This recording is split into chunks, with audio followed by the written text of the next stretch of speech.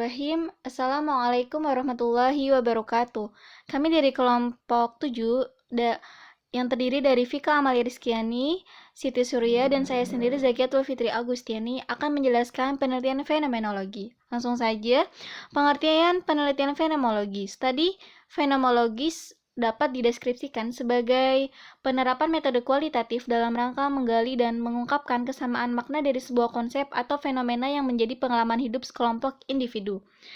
Jadi fenomena ini berkaitan dengan fenomenologi ini berkaitan dengan fenomena yang ada di masyarakat.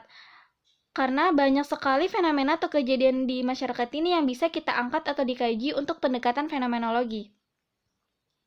Fenomenologi juga mengadakan refleksi mengenai pengalaman langsung atau refleksi terhadap gejala atau fenomena. Dengan refleksi ini akan mendapatkan pengertian yang benar dan sedalam-dalamnya.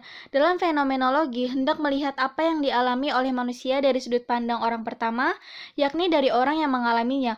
Fokus fenomenologi bukan pengalaman partikular, melainkan struktur dari pengalaman kesadaran, yakni realitas objektif yang mewujudkan di dalam pengalaman subjektif orang per orang.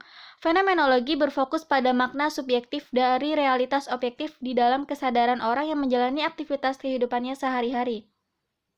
Menurut Doni, sebuah tokoh menuliskan fenomenologi adalah ilmu tentang esensi-esensi kesadaran dan esensi ideal dari objek-objek sebagai korelasi dengan kesadaran. Fenomenologi juga merupakan pendekatan filosofis untuk menyelidiki pengalaman manusia. Fenomenologi bermakna metode pemikiran untuk memperoleh ilmu pengetahuan baru atau mengembangkan pengetahuan yang ada dengan langkah-langkah logis, sistematis, kritis, tidak berdasarkan a priori atau prasangka, dan tidak dogmatis. Fenomenologi sebagai metode tidak hanya digunakan dalam filsafat, tetapi juga digunakan dalam ilmu-ilmu sosial dan pendidikan. Maka tujuan dari penelitian fenomenologi adalah mereduksi pengalaman individu terhadap waktu suatu fenomena ke dalam deskripsi yang menjelaskan tentang esensi universal dari fenomena tersebut. Jadi adanya sebuah fenomena ini atau kejadian yang terjadi di masyarakat, individu atau kelompok yang akhirnya bisa dijadikan atau diangkat menjadi intisari universal dari sebuah hasil penelitian ini. Selanjutnya yaitu langkah menyusun penelitian fenomenologi. Sudah kita bahas, kita membahas tentang sebelumnya menyusun penelitian dengan kualitatif, maka ini tidak beda jauh. Yang pertama yaitu membuat rumusan masalah yang relevan. Karena tidak semua kejadian bersifat fenomena atau kontemporer, karena fenomena ini berkaitan dengan kontemporer, maka rumusan masalah menjadi penting, terutama agar rumusan masalah tersebut benar-benar relevan dan bisa dikaji untuk penelitian fenomenologi ini. Selanjutnya, menyusun penelitian. Menyusun penelitian ini harus benar-benar disusun rapih dan tidak boleh sembarangan ya. Yang selanjutnya itu penelitian memisahkan pengalaman pribadi dengan fokus penelitian. Maka agar tidak bersifat bias, agar bisa bersifat bebas aktif, maka peneliti juga harus memisahkan pengalaman pribadi dan objek penelitian yang akan dilakukan. Selanjutnya yaitu fenomenologis berupa narasi deskripsi. Sebagian besar data dihasilkan dari proses penelitian berupa deskripsi. Ini merupakan karena berupa narasi dari sebuah fenomena yang diteliti oleh kita dalam kehidupan narasi dibandingkan disajikan dalam bentuk tabel. Jadi lebih bagus kita tuh memberikan atau hasil penelitian fenomena ini berbentuk narasi.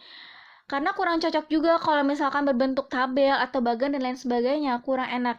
Jadi kalau kita berbentuk narasi, maka akan memudahkan pembaca untuk membayangkan dan membaca riset. Jadi seperti seakan-akan tuh nyata dan hadir dalam pengambilan data tersebut, seperti bisa sampai dan mengerti apa yang kita maksud dari penelitian tersebut. Selanjutnya, proses analisis data mirip dengan analisis kualitatif.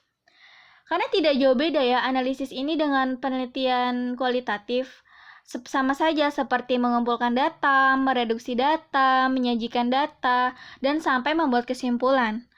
Yang terakhir, masing-masing tema yang muncul secara garis besar berupa deskripsi tekstual tentang apa yang dialami oleh partisipan. Jadi, fenomena ini berkaitan dengan informan atau mengkaji dan narasi adalah sebuah pengalaman dari objek penelitian. Jadi sudah jelas ya bahwa di sini tuh penelitian fenomenologi tuh berbentuknya lebih kayak tekstual seperti itu.